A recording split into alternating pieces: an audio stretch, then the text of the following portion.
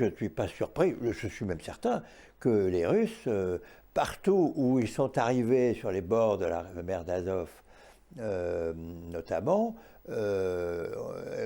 et à Mariupol en particulier, ils ont pris possession de tout ce qui s'y trouvait, et en particulier des réserves de blé, et qu'ensuite ils essayent de les vendre où ils peuvent, là où ils trouvent des acheteurs. Et que les côtes de l'Ukraine sur le bord de ces deux mers sont complètement sous blocus russe. Les Russes qui n'ont pas très envie d'arranger les bidons, parce qu'eux-mêmes sont producteurs de blé et que l'augmentation du prix du blé qui provient de la rareté du produit, ben ça leur va très bien et ils ne veulent pas arranger les affaires de l'Ukraine, on l'a bien compris.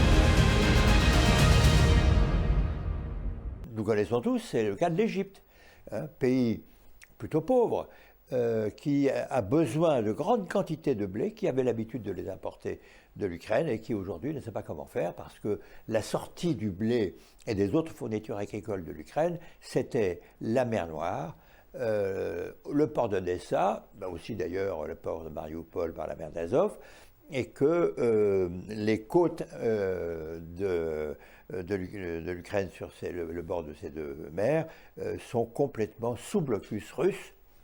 Les Russes qui n'ont pas très envie d'arranger les bidons, parce qu'eux-mêmes sont producteurs de blé et que l'augmentation du prix du blé qui provient de la rareté du produit, ben ça leur va très bien et ils ne veulent pas arranger les affaires de l'Ukraine, on l'a bien compris.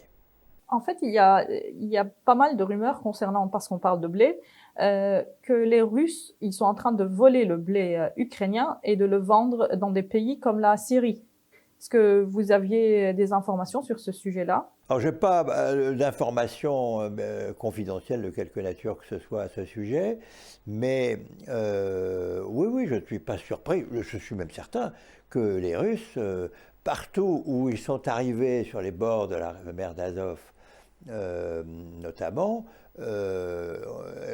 et à Mariupol en particulier, ils ont pris possession de tout ce qui s'y trouvait, et en particulier des réserves de blé, et qu'ensuite ils essayent de les vendre où ils peuvent, là où ils trouvent des acheteurs.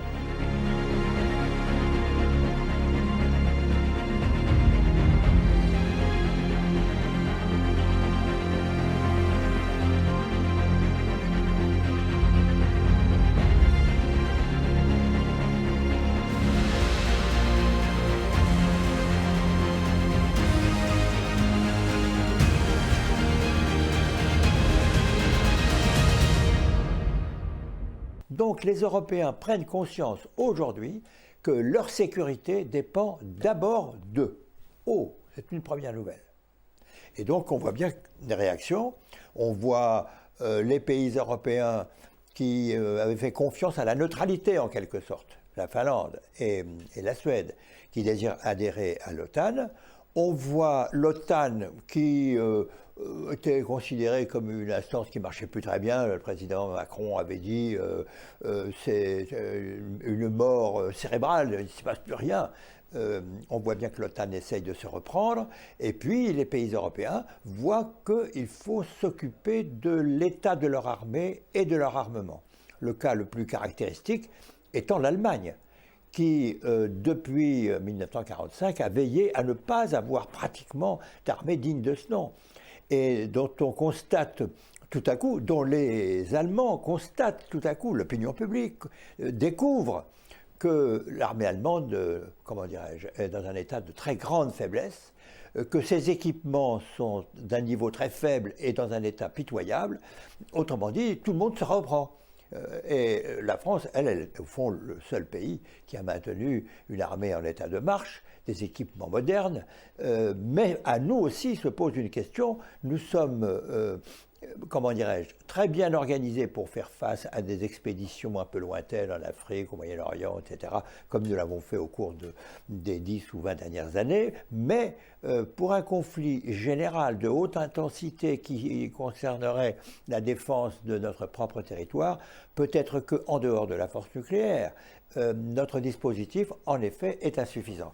Donc oui, les Européens ne se préparent pas à ce que vous avez dit, la Troisième Guerre mondiale. Non, pas vraiment. Non, on pense que ce n'est pas vraiment ça le sujet.